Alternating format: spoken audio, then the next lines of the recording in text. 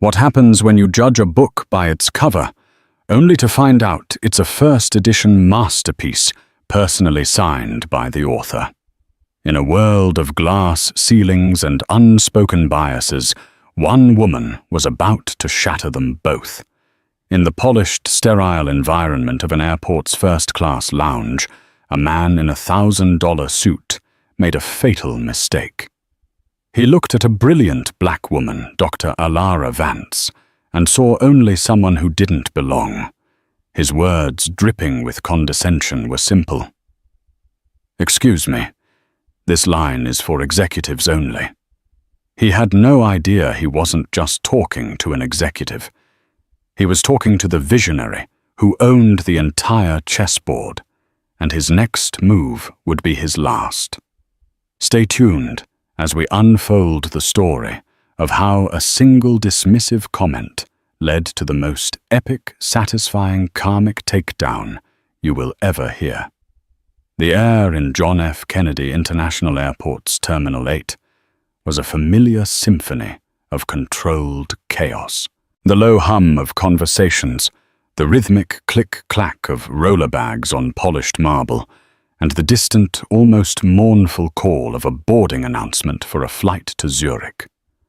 For Dr. Alara Vance, it was just another Tuesday, another airport, another leg in the relentless marathon of running a global technology empire. She stood patiently in the priority boarding line for American Airlines flagship first class. Dressed in a tailored navy blue pantsuit that was understated yet screamed bespoke, and a pair of simple but elegant Rothy's flats designed for both comfort and boardrooms, she exuded a quiet, unshakable confidence. Her hair was styled in intricate micro-twists, pulled back into a sophisticated low bun. In her hand, she held a slim carbon fiber laptop case containing the schematics for what could be her company's magnum opus, the Helios Project. Alara was the founder and CEO of Etheria Innovations, a company at the bleeding edge of sustainable energy solutions. She hadn't inherited a fortune. She had built one from a dorm room idea, a mountain of student debt, and a refusal to accept the word no. At 38, she held more patents than most corporations collected in a decade, and was on the cusp of finalizing a multi-billion-dollar contract that would revolutionize energy grids across Europe. This trip to the Geneva Global Tech Summit was the final presentation, the victory lap.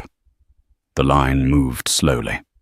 Ahead of her, a man in his early 50s was loudly complaining into his phone about the incompetence of his marketing department. He was the archetype of corporate entitlement, a crisp, expensive suit that looked stiff and uncomfortable, a gleaming Rolex Submarino on his wrist, and a face flushed with the self-importance of a man who had never been told he was wrong. When he finally finished his call, snapping his leather-bound phone case shut with a theatrical flourish, he turned. His gaze swept past the people in front of him and landed squarely on Alara. He scanned her from head to toe, his lips tightening into a sneer of disapproval. There was no flicker of recognition, no simple courtesy of a fellow traveler. There was only assessment and immediate, dismissive judgment. He took a half step out of the line, blocking her path, just as she was about to move forward. He leaned in his voice a low, conspiratorial murmur that was somehow louder and more insulting than a shout. "Excuse me," he said, his tone that of a man correcting a lost child. "I think you might be in the wrong place. This line—" He gestured with a dismissive flick of his wrist at the priority access sign, "is for executive platinum and first-class members only. The main cabin boarding is further down the terminal." Alara froze. It wasn't the first time she had faced such an assumption, but the sheer, unadulterated audacity of it still managed to land like a physical blow. The world seemed to slow down. She could hear the hum of the fluorescent lights above feel the slight vibration of a jet taxiing on the tarmac outside. She held his gaze, her expression unreadable, a mask of calm she had perfected over years of navigating rooms where she was the only one who looked like her. "I believe I'm in the right place," she said, her voice even and cool, a stark contrast to the simmering rage coiling in her gut. The man who she would soon learn was named Gregory Sterling. Actually chuckled. It was a dry, grating sound. "Look, I'm just trying to save you some embarrassment. Brenda," he called out to the gate agent, a harried-looking woman with tired eyes. "We seem to have a lost passenger." Brenda glanced over her face, a mixture of professional strain and annoyance at being dragged into a confrontation. Greg Sterling turned back to Alara, his smile widening into a smirk. "There's no need to try and jump the queue. We all have to wait our turn. Just, in our designated places." He gestured vaguely towards the back of the airport, as if banishing her to the land of the common folk. The insult was multi-layered and venomous. It wasn't just that he assumed she couldn't afford a first-class ticket. It was the implication that she was trying to cheat, to take something that wasn't hers, that her very presence in this exclusive space was a transgression. He hadn't just questioned her ticket.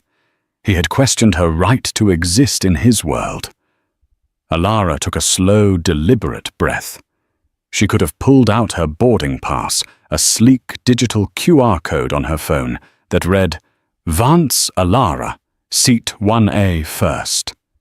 She could have eviscerated him with a list of her credentials, her net worth, the very fact that her company's market cap could probably buy the mid-level manufacturing firm he likely worked for 10 times over.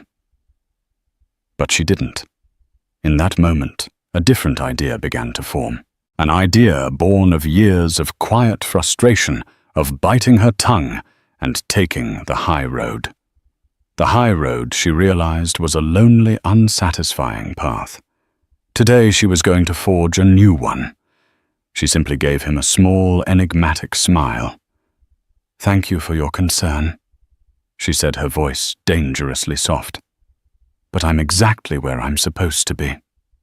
The game had just begun, and Gregory Sterling had no idea he was already in checkmate. Brenda, the gate agent, approached her sensible shoes, squeaking softly on the floor. Her name tag was slightly askew. She looked from Greg's smug face to Alara's serene one, clearly wishing she were anywhere else. "Is there a problem here, sir?" she asked, her voice weary. "Yes, Brenda," Greg said, oozing a familiar condescension that suggested he knew her name, not out of respect, but to assert dominance. "This lady seems to be confused about the boarding process. I explained that this is the priority line, but she's insistent." He gestured towards Alara as if she were a piece of misplaced luggage. The other passengers in the line were now fully engaged. A few averted their eyes, feigning interest in their phones, but their subtle shifts in posture betrayed their attention. A younger man in a designer hoodie looked uncomfortable. An older woman with pearls clutched her carry-on a little tighter, her expression one of stern disapproval, though at whom it was directed was unclear. Brenda turned to Alara. "Ma'am, may I see your boarding pass, please?" It was a reasonable request, the standard operating procedure, but in this context, layered with Greg's prejudice, it felt like an accusation. Alara met the agent's tired eyes and saw not malice, but exhaustion. This woman was just trying to get through her shift to de-escalate a situation manufactured by a bully. Slowly, deliberately, Alara raised her phone. She didn't just flash the screen. She held it steady, the brilliant OLED display showing her name and seat assignment in stark, undeniable clarity. Vance Alara. Flight 88 to GVA, Seat 1A. Flagship first. A hush fell over the immediate area. Greg Sterling's smug grin faltered, replaced by a flicker of confusion, then disbelief. He leaned in, squinting at the screen as if it might be a forgery. The letters remained crisp and unwavering. 1A. The throne seat. Brenda, the gate agent's professionalism, clicked back into place, a subtle wave of relief washing over her features. "Thank you, ma'am. My apologies." She shot a withering glare at Greg. "Sir, please return to your place in line." The air crackled with unspoken tension. Greg's face, which had been a florid pink, began to deepen to a blotchy crimson. He had been so certain, so confident in his assessment of the world and Alara's place in it. To be proven so publicly, so definitively wrong, was an ego blow he clearly wasn't equipped to handle. But instead of apologizing, he doubled down. Pride, a toxic and blinding force, took over. "Well," he sputtered, searching for a way to salvage his authority. "It's just surprising. You don't often see people getting corporate travel benefits like this unless they're senior executives." The pause was infinitesimal, but the meaning was colossal. "People like you." Alara finally allowed a sliver of the ice in her veins to show. "What is it exactly that you find so surprising, Mr.?" She let the question hang in the air, forcing him to identify himself. "Sterling. Gregory Sterling," he said, puffing out his chest. "I'm the Senior Vice President of Logistics for Stalwart Dynamics. We're a Fortune 500 company. I'm very familiar with corporate travel policies." He said the name of his company as if it were a royal title. Stalwart Dynamics. The name hit Alara like a bolt of lightning. It was not just some random company. Stalwart Dynamics was Etheria Innovations' chief rival in the bid for the Helios project.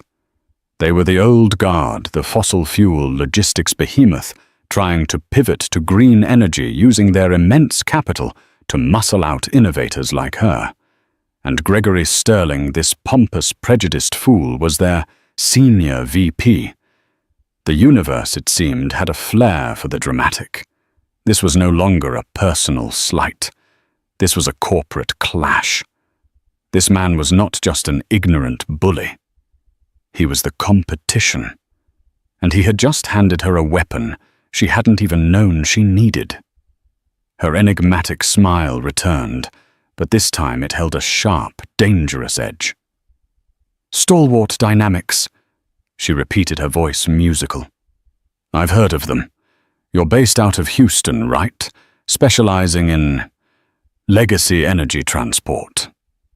The way she said legacy made it sound like fossilized. Greg narrowed his eyes, sensing the shift in power, but not understanding its source. "We're a global leader in industrial logistics." "I see," Alara said, her gaze sweeping over him one last time. "Well, Mr. Sterling, it's been illuminating." With a nod to the gate agent, she stepped forward. Brenda scanned her phone with an apologetic smile. "Enjoy your flight, Dr. Vance." The title hung in the air, another small, satisfying dart.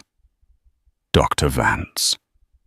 As Alara walked down the jet bridge, she didn't look back. She could feel Greg Sterling's stare burning into her back, a mixture of fury, humiliation, and confusion. He had tried to put her in her place, but in doing so he had revealed his own, and he had unwittingly shown her exactly where to strike. The flight to Geneva was no longer just a business trip. It was a declaration of war. The flagship first cabin was an oasis of calm. Alara settled into seat 1A, a spacious pod of leather and polished chrome, and accepted a glass of champagne from the flight attendant. The hiss of the bubbles was a counterpoint to the racing of her mind.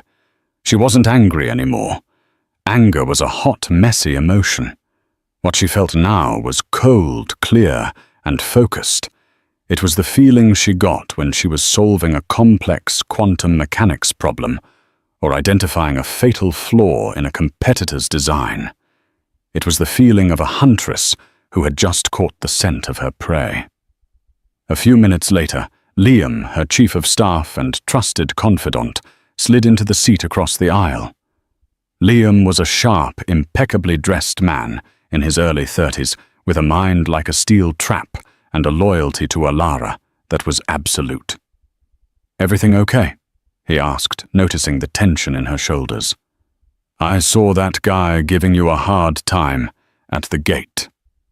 Alara took a slow sip of her champagne. "That guy," she said, her voice low, "was Gregory Sterling, Senior VP of Logistics for Stalwart Dynamics." Liam's eyes widened. "You're kidding me. What are the odds?" "I'm starting to think the odds have very little to do with it," Alara mused. "He informed me with great confidence that I was in the wrong line, that the priority line was, and I quote, for executives only." Liam winced. "Oh no, he didn't." "He did," Alara confirmed, "and he didn't stop there. He painted a whole narrative in which I was a confused, possibly devious little woman trying to sneak into a place where I didn't belong." "I'm so sorry, Alara," Liam said, his voice laced with genuine empathy. He'd been with her since the early days of Etheria and had witnessed countless microaggressions and outright acts of racism and sexism she'd had to endure.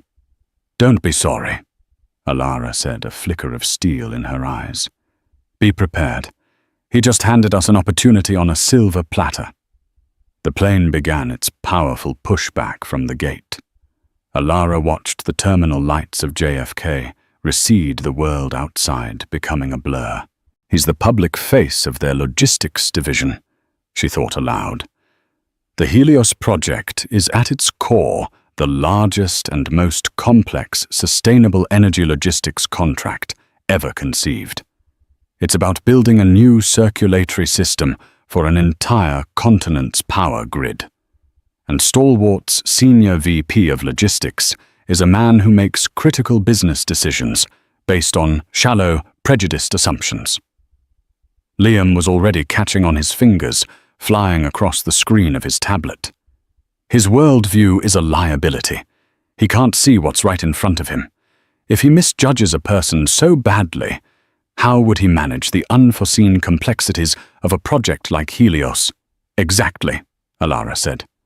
"Stalwart's entire pitch is that they are the safe, established choice, that their legacy systems and decades of experience make them reliable, stable, stalwart. But what if their leadership culture isn't stalwart at all? What if it's brittle, arrogant, and blind to the modern world?" The plane roared down the runway and lifted into the night sky, the lights of New York City spreading out below them like a carpet of scattered diamonds. "Liam," Alara said, her voice now crisp and commanding, "I need you to do a deep dive. I want to know everything about Gregory Sterling, his professional history, his social media presence, any interviews he's given, any articles he's written. I'm looking for a pattern. I need to know if the man at the gate is the man in the boardroom." "On it," Liam confirmed, his brow furrowed in concentration. "And I want you to research the board of directors for the Helios Project Consortium. Specifically, I need a full workup on Marcus Thorne." Marcus Thorne was the legendary, almost mythical chairman of the consortium, a titan of European industry. He was old school, a man who valued handshakes over algorithms, and was said to base his biggest decisions as much on the character of the people he was doing business with as on the numbers in their proposals. "I need to know what he values," Alara continued. "His pet peeves, his passions. Does he have a foundation? What does he talk about in his public addresses? Integrity, innovation, legacy. I'll have a complete psychological and professional profile on him before we land," Liam promised.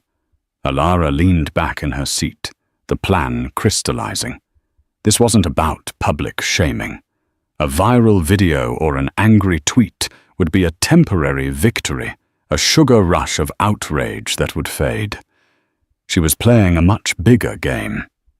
She wasn't going to just expose Gregory Sterling's prejudice. She was going to frame it as a catastrophic business risk.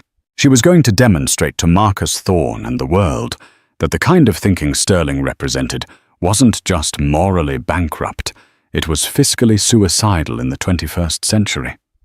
Greg Sterling thinks in boxes, Alara said more to herself than to Liam. He saw a black woman and put her in the economy class box. He sees our company and puts us in the risky startup box. He's going to present Stalwart as the safe choice box. We're going to show them that his boxes are a prison and the future exists outside of them. She looked out the window at the endless dark. The flight to Geneva was 7 hours. It was more than enough time to lay the groundwork for dismantling an empire. As their commercial flight began its descent into Geneva, the morning sun glinted off the surface of the lake and the snow-capped peaks of the Alps. The view was serene, a stark contrast to the strategic machinations that had taken place at 30,000 feet. Liam had compiled a dossier that was both damning and illuminating. Gregory Sterling had a long history of conservative management, a trail of interviews where he praised traditional business structures and a LinkedIn profile filled with connections to other old guard executives. He was a creature of habit, a man who believed the past was the best predictor of the future. Marcus Thorne, on the other hand, was a fascinating paradox. An industrialist in his late 70s, he had built his empire on steel and shipping, but had spent the last decade becoming a fervent advocate for disruptive innovation and corporate responsibility. His favorite quote, repeated in dozens of interviews, was from an old naval admiral: "A ship is safe in harbor, but that is not what ships are built for." He despised arrogance and valued leaders who showed grace under pressure.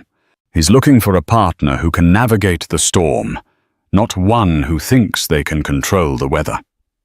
Liam summarized as they gathered their belongings. "Then we'll show him a storm," Alara replied cryptically. They cleared customs with Swiss efficiency. As they walked into the main arrivals hall of Geneva Airport, Alara scanned the sea of chauffeurs holding signs. She ignored the one with Dr. Vance printed on it. Instead, she led Liam towards the sleek, separate terminal for private aviation. "Change of plans," she said, a ghost of a smile playing on her lips. "I had a feeling we might need to make a statement upon arrival." In the main terminal, Gregory Sterling was striding through arrivals with the air of a conquering hero. He had managed to put the embarrassing incident at JFK behind him, chalking it up to a simple misunderstanding. He probably imagined Dr. Vance struggling with her bags to find a taxi. He was already focused on the conference on the Helios presentation on crushing the upstart Etheria innovations. He followed the signs towards the taxi rank, barking orders into his phone. His path took him past a large floor-to-ceiling window that overlooked the private tarmac, and that's when he saw it. Parked directly beside the terminal, gleaming in the alpine sun like a polished obsidian spear, was a Gulfstream G700. It was the apex predator of private jets, a $75 million symbol of global power and influence. Its pearl-white fuselage was marked with a simple, elegant logo, a stylized A that seemed to weave into an infinity symbol, the Etheria Innovations logo. Standing at the base of the jet's staircase, conversing with the pilot, was Dr. Alara Vance. She had swapped her flats for a pair of sharp heels and her laptop case for a luxurious leather tote. She looked completely in her element, the owner of a kingdom, not a mere visitor. A black Mercedes Maybach was purring silently nearby, the driver holding the door open for her. Greg Sterling stopped dead in his tracks. His phone slipped from his grasp, clattering onto the marble floor. The sound was lost in the airport's din, but in his mind it was a thunderclap. The woman he had tried to banish to the back of the plane didn't just fly first class. She flew in a class so far beyond his comprehension that it might as well have been a spaceship. That jet wasn't a rental, it wasn't a timeshare. The tail number, which he could just make out, was registered to an Etheria subsidiary. She owned it. He wasn't her peer. He wasn't even in the same league. He was a foot soldier, looking up at a queen on her throne. The foundation of his entire worldview, a carefully constructed hierarchy with men like him at the top, crumbled into dust in that single moment. Every assumption he had made about her was not just wrong. It was spectacularly, cosmically, laughably wrong. Alara, as if sensing his gaze, glanced over towards the main terminal. Her eyes, even from a distance, seemed to lock with his. She didn't smirk. She didn't gloat. She simply held his gaze for a long, silent moment, then gave a tiny, almost imperceptible nod. It wasn't a greeting. It was a dismissal. Then she turned, ascended the steps into her waiting car, and was gone. Greg stood frozen, oblivious to the people swarming around him. The image of the jet of Alara's calm, powerful presence was burned into his retina. The humiliation at the gate was a minor sting. This was a mortal wound. He had picked a fight with a giant, armed with nothing but his own ignorance. As he fumbled to pick up his phone, a seed of pure, cold dread began to sprout in his stomach. The conference hadn't even started, and he had a terrifying feeling that he had already lost everything. The Geneva Global Tech Summit was the Davos of the technology world, a gathering of the planet's most influential minds. The air buzzed with talk of AI quantum computing and the next great disruption. Stalwart Dynamics had a respectable booth in the main exposition hall, a testament to their size and budget. But they were not the main event. They were part of the landscape, not the headline. The headline on the opening day was Dr. Alara Vance. She was the keynote speaker. Her talk, titled "The Quantum Leap Powering Tomorrow's World with Today's Conscience," was the most anticipated event of the summit. The grand auditorium was packed. CEOs, venture capitalists, and government ministers filled every seat. In the fifth row, looking small and insignificant in the vast crowd, sat Gregory Sterling. To his left sat his boss, the CEO of Stalwart Dynamics, a formidable man named Robert Harrison. And in the front row center seat was the man they all needed to impress Marcus Thorne. When Alara walked onto the stage, she commanded it instantly. There was no podium, just an open stage and a single microphone. She moved with a fluid grace, her presence both calming and electrifying. She began not with data or projections, but with a story about growing up in a neighborhood that suffered from frequent power outages, of seeing how a lack of reliable energy wasn't just an inconvenience, but a barrier to opportunity, to education, to dreams. She then seamlessly transitioned from the personal to the planetary. She didn't just present Etheria's technology, she wove a narrative of a future where energy was not a commodity to be hoarded, but a fundamental right. She explained the complex science of her company's solid-state energy storage with analogies so clear and compelling that everyone in the room felt like a physicist. For a century, she said, her voice resonating with passion and authority, we have operated on a model of extraction. We take from the earth, we burn, we transmit, we waste. This model is not just unsustainable, it is unintelligent. It is like trying to run a supercomputer with a steam engine. The future is not about bigger pipes. It's about a smarter network. A network that is decentralized, resilient, and above all, equitable. She never once mentioned stalwart dynamics. She didn't have to. Every word about the old model, about bigger pipes and steam engines, was a perfectly aimed shot at their entire business philosophy. She was positioning Etheria not as a competitor, but as the successor, the next evolutionary step. As she concluded, she looked out over the audience, her gaze sweeping across the front rows. The greatest risk is not in embracing new technology. The greatest risk is clinging to an old mindset. It is the failure of imagination, the inability to see the world not as it is, but as it could be. The leaders who will build the future are not those who are skilled at protecting the past, but those who have the courage to invent a new one. The auditorium erupted in a thunderous standing ovation. Marcus Thorne was on his feet, clapping enthusiastically, a look of profound admiration on his face. Robert Harrison, the stalwart CEO, applauded politely, but his jaw was tight, a muscle twitching in his cheek. He had seen the power of Alara's presentation and knew on a primal level that his company's pitch would sound dated and uninspired by comparison. Later that day, at the exclusive networking reception, the fallout began. Alara was the center of gravity in the room. A crowd of admirers and potential partners orbited her, while Liam expertly managed the flow of introductions. Gregory Sterling, desperate to undo the damage he had caused, saw his chance. He excused himself from a conversation and made a beeline for Alara, his face arranged in what he hoped was a charming, apologetic smile. "Dr. Vance," he began, his voice a little too loud.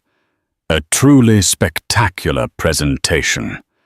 Absolutely brilliant." Alara turned to him, her expression neutral. The vibrant crowd around them seemed to melt away, leaving the two of them in a bubble of icy silence. "Mr. Sterling," she acknowledged him with a slight nod. "Listen," he said, lowering his voice. "I wanted to sincerely apologize for the misunderstanding at the airport. I was having a stressful day. I wasn't thinking clearly. I made an assumption, and I was completely out of line. I hope you can accept my apology." It was a textbook non-apology, placing the blame on stress and a misunderstanding rather than his own prejudice. Alara looked at him for a long moment, her dark eyes searching his. She saw no genuine remorse, only panicked self-preservation. "Mr. Sterling," she said, her voice soft but clear enough for those nearby to hear. "I don't recall a misunderstanding. I recall a moment of perfect clarity. You saw what you saw and you acted on it. I appreciate that you now have new information, but that doesn't change the nature of the original event." She then turned to the German energy minister, who had been waiting to speak with her. "Minister Schmidt, you were telling me about the wind farm initiatives near Hamburg. The cut was so clean, so precise, it was masterful. She hadn't yelled or caused a scene. She had simply dismissed him, rendering him utterly irrelevant.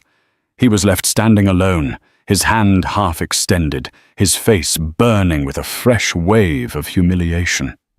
The people who had overheard the exchange looked away, their expressions ranging from pity to contempt. His boss, Robert Harrison, had witnessed the entire interaction from across the room. He slammed his champagne flute down on a nearby table. The quiet snap of the stem breaking was drowned out by the noise of the reception. But for Harrison, it was the sound of the Helios contract slipping through his fingers. He strode over to Greg, grabbed his arm in a vice-like grip, and dragged him towards the exit. "What in God's name did you do?" Harrison hissed his voice, a low, furious growl. The hard karma was just beginning to hit, and the shockwaves were about to bring Gregory Sterling's entire world crashing down. In the hyper-connected ecosystem of a global summit, information travels faster than a private jet. The story of the incident at JFK did not break on CNN or Twitter. It spread in a far more potent and damaging way through the Whisper network. It began with Liam, who under Alara's direction had confidentially shared the story with a well-connected venture capitalist he knew from Silicon Valley, framing it not as a complaint, but as a bizarre, almost amusing anecdote about the old guard's culture. The VC, a notorious gossip, shared it with a prominent tech journalist over cocktails. The journalist mentioned it to a government official. By the second day of the conference, the story was currency traded in hushed tones, in breakout sessions, and over espresso. Crucially, it wasn't framed as a simple story of racism. It was framed as a story of catastrophic misjudgment. The narrative was this. The senior VP of logistics for Stalwart Dynamics, a company bidding on the most complex logistics project in modern history, was incapable of correctly identifying the single most important person in his industry. The story was devastating because it was simple and visual. Everyone had seen Alara's keynote. They had seen her brilliance, her power, and now they could picture this pompous executive Gregory Sterling trying to send her to the back of the bus. It wasn't just offensive, it was in the context of their industry unforgivably stupid. The effect on Greg was immediate and brutal. People he had known for years suddenly became engrossed in their phones when he approached. Meetings he had scheduled were abruptly cancelled with vague excuses about sudden scheduling conflicts. At a round-table discussion on supply chain management, the moderator skipped over him for questions, and when he tried to interject, the other panelists simply talked over him. He had become a ghost, a pariah. The fallout for Stalwart Dynamics was even worse. Their brand, built on a reputation for stability and sound judgment, was now tainted by association with Greg's folly. Competitors and potential clients started looking at their leadership team and wondering who else there thinks like him. What other massive misjudgments are they capable of? Robert Harrison. The CEO was in full damage control mode. He had flown to Geneva to close a deal, and instead he was managing a self-inflicted PR nightmare. He confined Greg to his hotel room, like a grounded teenager, forbidding him from attending any more conference events. His fury was palpable in their suite at the Four Seasons. "Do you have any idea what you've done?" Harrison roared, pacing the room, while Greg sat pale and shaken on the edge of an ornate sofa. "This isn't about your hurt feelings or her hurt feelings. This is about Marcus Thorne. He builds his empire on character. He just saw our character on full display, trying to kick the star of the whole damn show out of a boarding line. I apologized," Greg pleaded. "I tried to make it right." "You apologized to save your own skin," Harrison shot back. "She saw right through you. We're not just selling technology here, you idiot. We're selling trust. And you, our senior VP of logistics, proved you are fundamentally untrustworthy. You can't be trusted to read a room. You can't be trusted to read a person, and you sure as hell can't be trusted with a $2 billion project." A frantic call came in from Stalwart's headquarters in Houston. Their stock had taken a small but noticeable dip. It wasn't a crash, but it was a tremor. Analysts were beginning to attach leadership risk notes to the company in their morning briefs. The Whisper network had reached Wall Street. Harrison took the call, his face grim. "No, it's not under control," he snapped into the phone. "The damage is done. Now we have to see if we can salvage the wreckage." Meanwhile, Alara and her team operated with surgical precision. They never once acknowledged the incident publicly. When reporters asked about their rivalry with Stalwart, Alara would simply smile and say, "We're focused on our own technology. We believe our vision for the Helios project speaks for itself." Her refusal to engage to sling mud made her look even more powerful. She was above the fray. She didn't need to point out her rivals' flaws.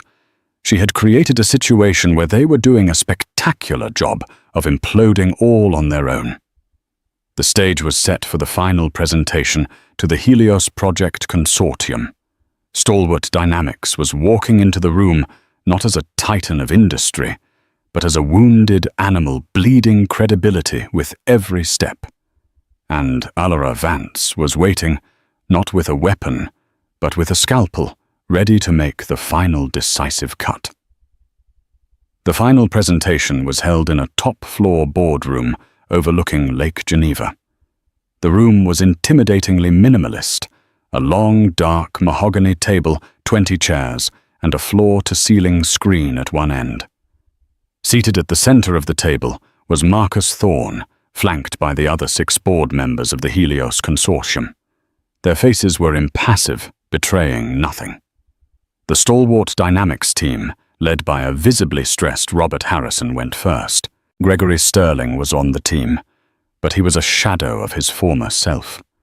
He had been stripped of his speaking role and sat at the far end of the table, his sole purpose to answer technical logistics questions, if asked. He avoided making eye contact with anyone. Harrison gave a polished, if uninspired, presentation. He emphasized Stalwart's size, their decades of experience, their financial stability. He used words like guaranteed war, proven, and risk-averse. It was a presentation designed to soothe the nerves of conservative investors. But in the wake of Alara's dynamic keynote, it sounded plodding and anachronistic. It was the music of yesterday. When he finished, Marcus Thorne leaned forward. He didn't ask about their proposed energy conduits or their deployment schedules. He asked a question that cut right to the heart of the matter. "Mr. Harrison," Thorne said, his voice quiet, but carrying immense weight. "The Helios project is more than an infrastructure investment. It is a legacy project. It will define the continent's relationship with energy for the next century. This requires not just technical prowess, but a certain foresight, a culture of forward thinking. Tell me, how does Stalwart Dynamics ensure that your leadership is equipped to see the future and not just protect the past?" The question was a guided missile aimed directly at the Gregory Sterling fiasco. Harrison knew it. He stammered for a moment, launching into a flurry of corporate jargon about diversity initiatives, leadership seminars, and next-generation management training. It was a hollow, unconvincing answer, and everyone in the room knew it. Thorne listened patiently, his expression unreadable, before nodding slowly.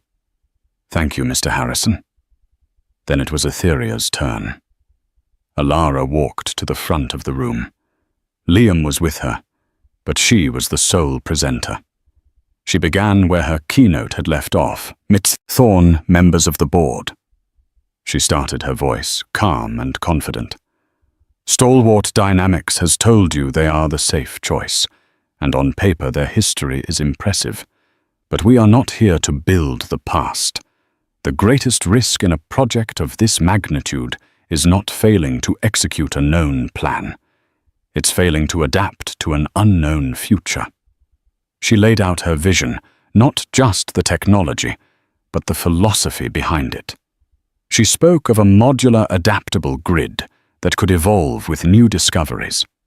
She presented a financial model that was leaner, more agile, and offered a faster path to profitability.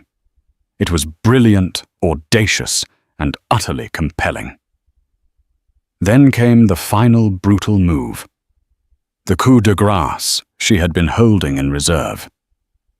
"Stalwart's proposal," she said, pulling up a specific slide from their presentation, "is robust. It is also heavily dependent on a series of patented technologies for high-capacity energy transmission, particularly the patents held by a German research firm, Kepler-Stein Dynamics. Harrison and the stalwart team looked confused. Their exclusive licensing deal with Kepler-Stein was the bedrock of their technical proposal. "It's a fine company," Alara continued, her voice even. "So fine, in fact, that last month, Etheria Innovations felt they would make a valuable addition to our portfolio." She clicked to the next slide. It was a press release embargoed until that very morning.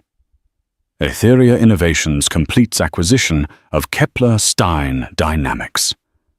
A collective gasp went through the room. Robert Harrison's face went white.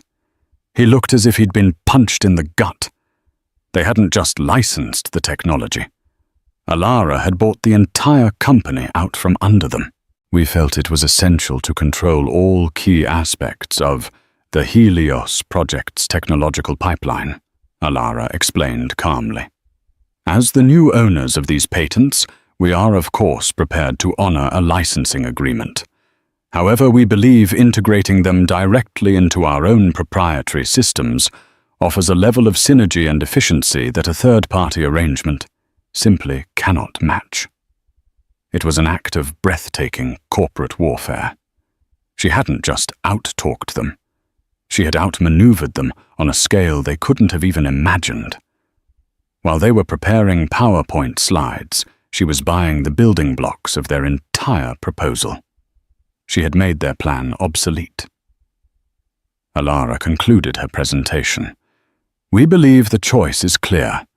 You can partner with a company that sees the world through a rear-view mirror, or you can partner with the company that is building the road ahead."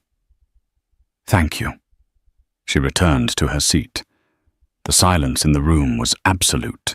Marcus Thorne looked at the stunned faces of the stalwart team. He then turned his gaze to Alara, who sat with a quiet, dignified poise.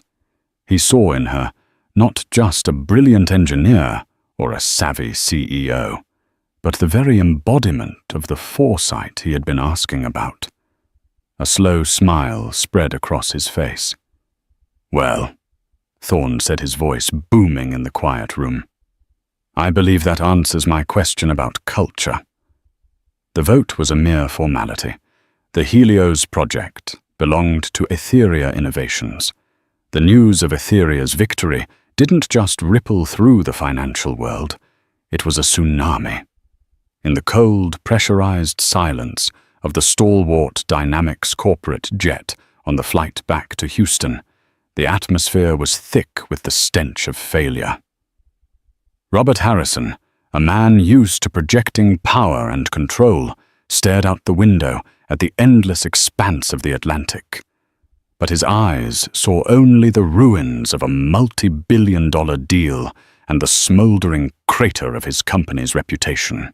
Gregory Sterling sat several rows back, utterly alone. His colleagues, who just days ago had been laughing at his jokes and seeking his approval, now treated him like a contagion. They would not meet his gaze. They spoke in hushed whispers, and when he cleared his throat to speak, the conversation would instantly die.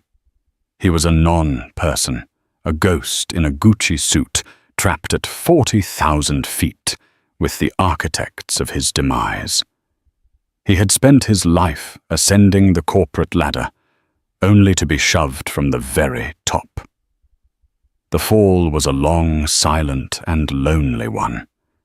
He arrived home to his sprawling house in the Woodlands, a wealthy Houston suburb, feeling hollowed out.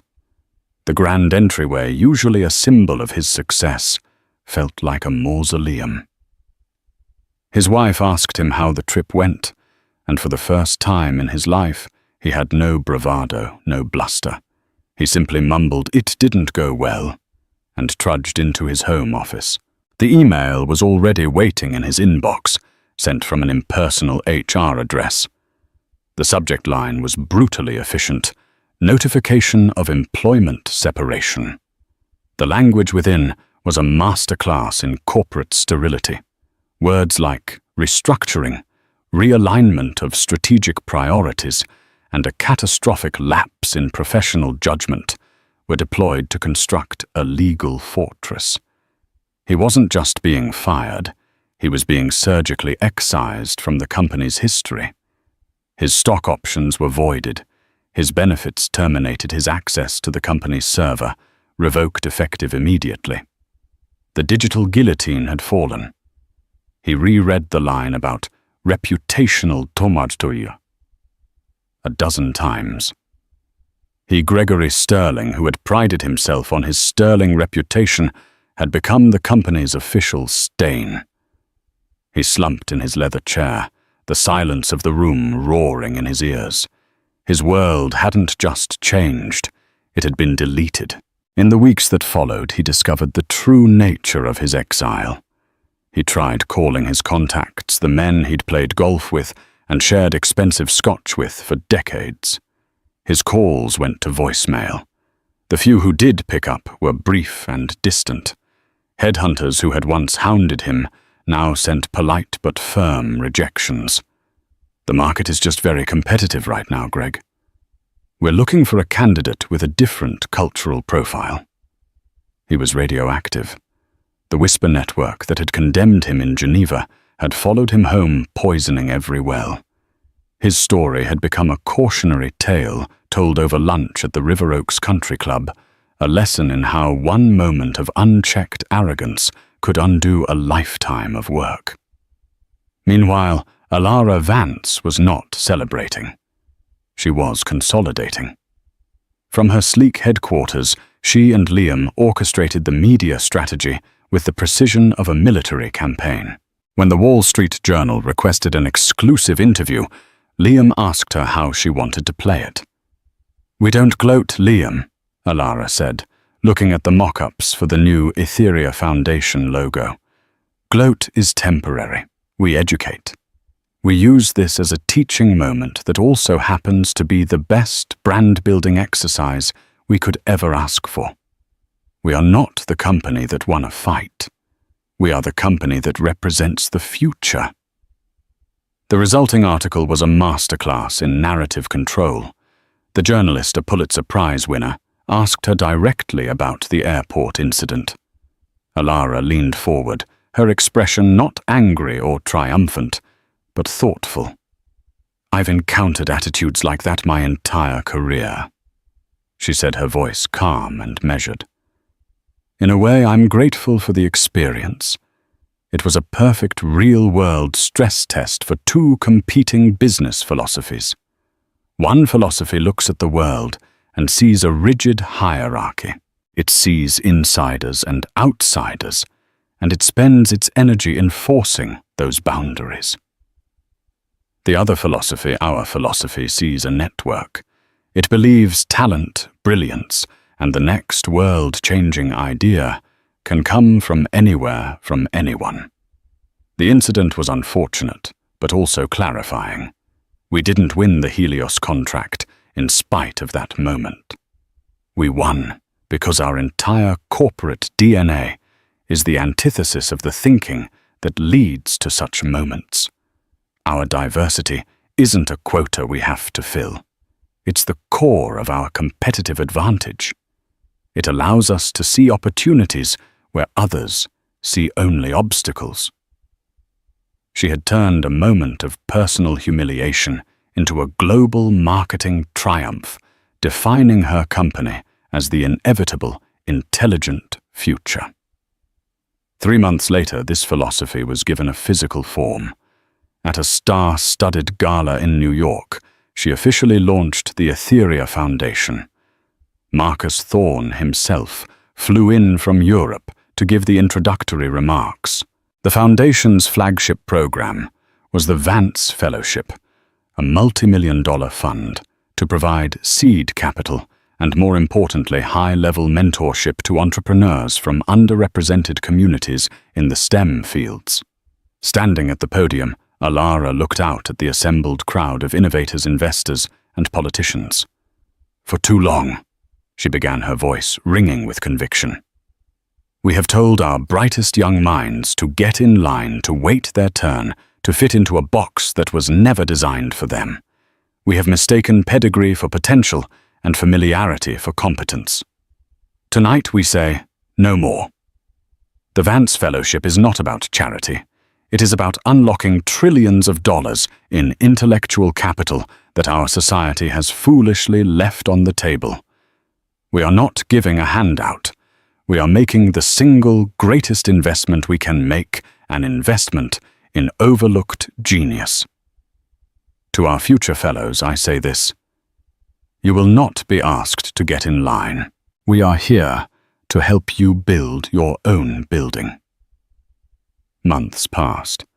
Gregory Sterling was now working as a freelance logistics consultant, a dramatic step down. He took any contract he could get, mostly from smaller, less prestigious firms. His new office was often a table at a generic paid-entry airport lounge, a sad echo of the exclusive spaces he once commanded. One dreary afternoon, sitting in a Priority Pass lounge at Chicago O'Hare, nursing a lukewarm coffee, he glanced up at the muted television. It was a segment on CNBC about rising stars in technology. And there on the screen was Dr. Alara Vance. She wasn't alone. She stood with her arm around a brilliant young woman, a Latina engineer from East LA, who was the first recipient of the Vance Fellowship. The young woman was tearfully explaining how the fellowship's funding had allowed her to perfect a new low-cost water purification system that would save lives. Alara was beaming, not with the predatory smile of a corporate raider, but with the genuine pride of a mentor. She was a builder, a creator. Greg stared at the screen, the coffee turning to ash in his mouth. The full scope of his miscalculation crashed down on him. He had looked at this woman and seen someone trying to cut a line. He had failed to see that she wasn't just in the line. She was the architect of a whole new system, a better one that was now being broadcast to the world. He was a relic, a black-and-white photo in a high-definition world. He looked away from the screen, down at his own reflection in the dark, sticky surface of the table. A tired, defeated man who had earned his place in obscurity. Back in her office, Alara hung a new photo on her wall. It was the group shot of the first class of Vance Fellows, a dozen brilliant, hungry faces. She looked at them and then out the window at the sprawling city below. She thought back to that moment at JFK, the sting of humiliation, the cold fury. She realized then that Gregory Sterling had done her a favor. He had reminded her what she was fighting against. Not him, not one ignorant man, but the entire invisible architecture of prejudice and exclusion he represented. He thought he was a gatekeeper, but he had only inspired her to build a new, better gate and to hand the keys to a generation of people who would build a world he could never have imagined. And that was the most perfect, most constructive, most satisfying karma of all. Dr. Alara Vance's story is a powerful reminder that the battles we face are rarely just about the moment they occur. They're about the future we choose to build from them. She could have chosen anger. She could have chosen public shame. Instead, she chose strategy brilliance and a form of karma that wasn't just about tearing one man down, but about lifting thousands of others up. She proved that the most powerful response to prejudice is overwhelming success, and that the best way to break a glass ceiling is to build a whole new skyscraper. What do you think about her incredible strategy? Have you ever witnessed a moment of satisfying karma that changed everything? Share your thoughts and stories in the comments below. We read every single one. If this story inspired you, please hit that like button. Share it with someone who needs to hear it, and be sure to subscribe to our channel for more true stories of justice triumph and the incredible power of the human spirit. Thank you for listening.